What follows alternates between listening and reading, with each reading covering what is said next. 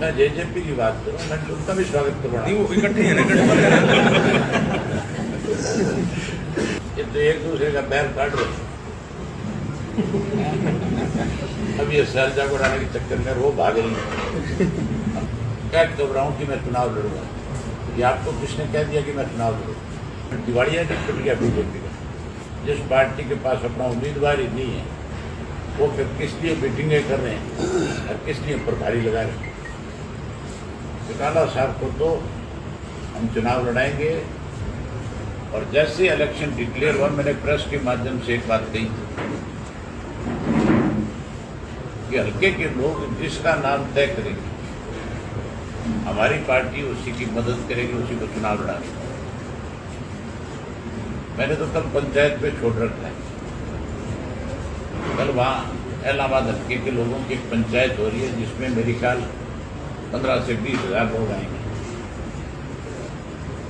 वो तय करेंगे कौन चुनाव लड़ेगा। ये चुनाव जो है कोई उपचुनाव नहीं है। इस चुनाव से एक चीज का फैसला होगा कि क्या इलाहाबाद के लोग जो है इन काले कानूनों को स्वीकार करते हैं, या इलाहाबाद के लोग जो है ये काले कानून वापिस हो, इसके लिए अपना वोट डालते हैं। तो सीधा सा लड़ाई कृषि के 3 काले कानूनों के खिलाफ है, उस पर फैसला करना है। उसी के लिए लोगों ने वहाँ पंचायत बुलाई है और पंचायत बुला करके वो इस पर फैसला करेंगे। आपने पहले कहा था कि चुनाव लड़ सकते हैं, चुनाव आयोग से कोई कमीशन के लिए आगे? मैंने आपसे बड़ा खुल करके बताया कि हमारी पार्टी का एक फैसला है कि जो पंचायत फैसला करेगी कल, पंचायत के यदि चौटाला साहब चुनाव लड़े तो चौटाला साहब के लिए प्रयास करेंगे कि इलेक्शन कमीशन से परमिशन मिलेगी। पंचायत किसका नाम तय करिए उनके ऊपर डिपेंड करता है।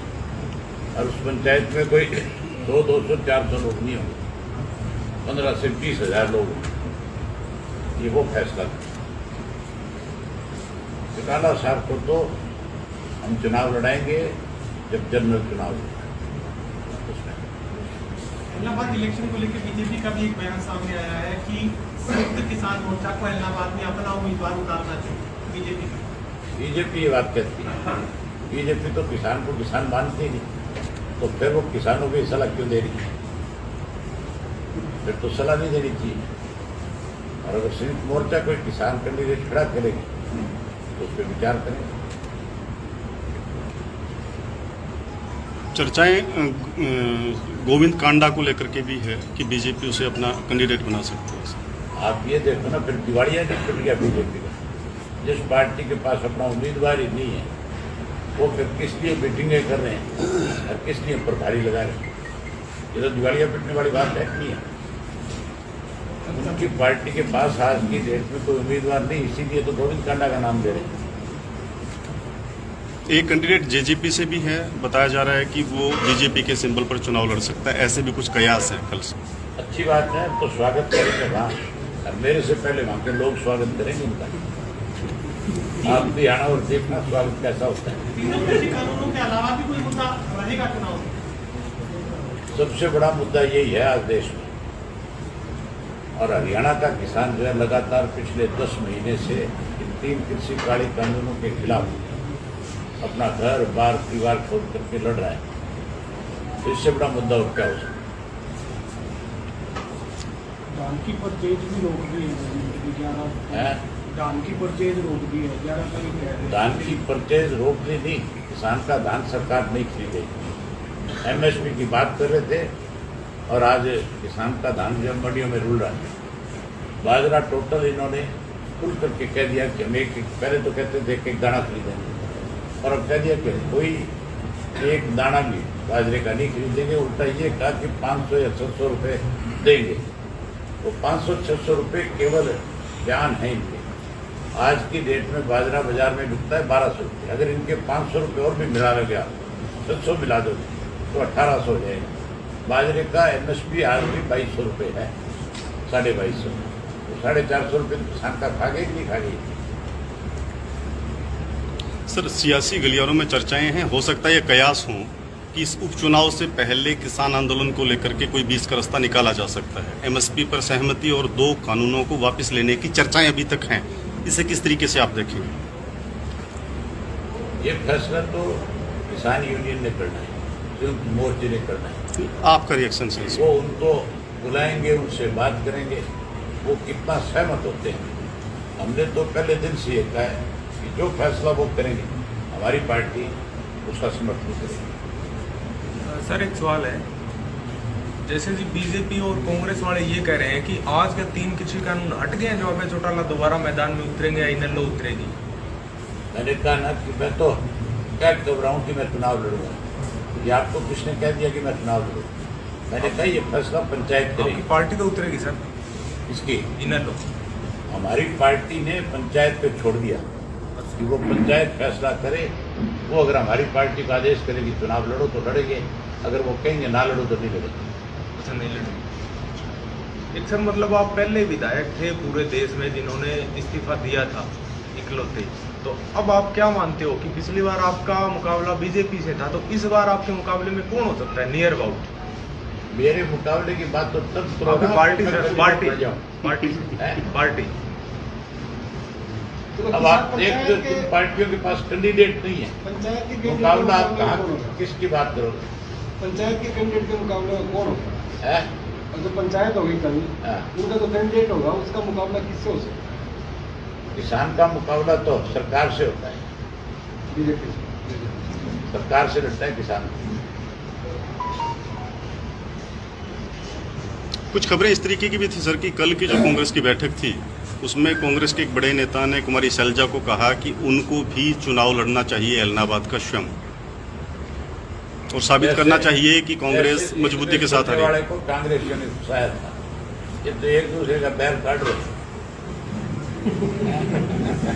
अब ये शैलजा को डालने के चक्कर में वो भाग रही है। हम तो कहते हैं लड़े शैलजा, अच्छी बात है। शैलजा सरसा से सांसद रही है, उसको चुनाव लड़ना चाहिए। जेजेपी से कोई भी मैदान में नहीं आ रहे, इसको सर आप क्या मानते हो? दूसरा उपचुनाव है लगातार सरकार का, इसमें भी इनका कोई नहीं है। अजय सिंह जी का एक बयान था, उन्होंने अपने जन्म दिवस के ऊपर इस राणा में रैली में कहा था कि अभय सिंह हमारी वजह से चुनाव जीत करके आए। अगर हम वहां पे चुनाव प्रचार में जाते थे, चुनाव जीतते भी। मैं आपके माध्यम से भी उनको कहना चाहता हूँ, और मैंने उस वक्त भी ये बात कही थी कि अगर उनको इतना जरूर है अपने आप में कि वो इलाहाबाद के अंदर भी कहीं उनकी पार्टी की कोई जगह है, तो वो अचानक से रिजाइन करे। मैं इलाहाबाद से करूँ, मैंने तो इलाहाबाद से रिजाइन कर रखा है। अब उनके पास मौका है अभय सिंह को हराने का, तो चुनाव लड़ना चाहिए। वो चुनाव लड़े, उनका भी बहुत स्वागत करेंगे लोग। हर रोज कर रहे हैं, कल भी हुआ आपने देखा, आज भी है, आज भी हुआ। आज क्या कर दिया? ऐलनाबाद आज इलाहाबाद में कर दिया। किसका किया? बीजेपी का सुना है सर। मैं जेजेपी की बात करूँ, मैं उनका भी स्वागत करूँगा। नहीं, वो इकट्ठे हैं ना, गठबंधन है।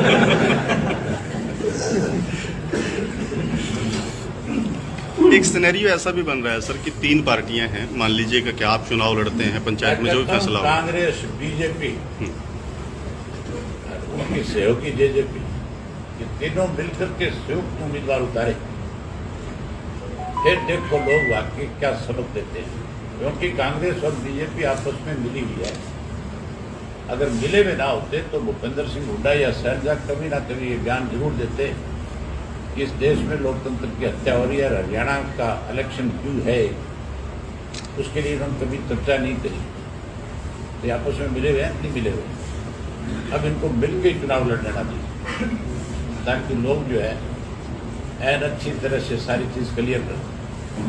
सर मेरा सवाल था कि एक सिनेरियो बनने की संभावना है कि मान लो कि पंचायत में आपका नाम आता, आप चुनाव लड़ें, उसके बाद बीजेपी की तरफ से आदित्य टिकट की दावेदारी कर रहे हैं, कांग्रेस की तरफ से कैप्टन अमरदीप हैं वो दावेदारी कर रहे हैं। अगर ऐसा होता है तो एक ही परिवार के लोग आमने सामने होंगे, किस नज़रिए से लेंगे आप इसको? वो तो लोग फैसला करेंगे, लोगों का वोट है, उन्होंने तय करना है किसको देना है किसको नहीं देना। मतदाता की अपनी मर्जी होती है, उसमें किसी का नजरिया नहीं चल सकता। एक सर बीजेपी नेताओं की तरफ से बार बार बयान आ रहे हैं कि संयुक्त किसान मोर्चा अपना उम्मीदवार उतारे इलाहाबाद में, लगातार वो इस चीज को बढ़ावा दे रहे हैं कि अब उतारो अपना उम्मीदवार। तो इस चीज को आप कैसे देखते हो? बीजेपी ये सलाह दे रही है उनको, तो आप उनसे पूछो ना, किसान नेताओं से जाकर के, कि वो बीजेपी की सलाह मान रहे कि नहीं मान उन्होंने तो मना कर दिया है। रहे। मना कर दिया तो फिर ये क्वेश्चन ही खत्म हो गया। फिर क्वेश्चन कहाँ रहेगा?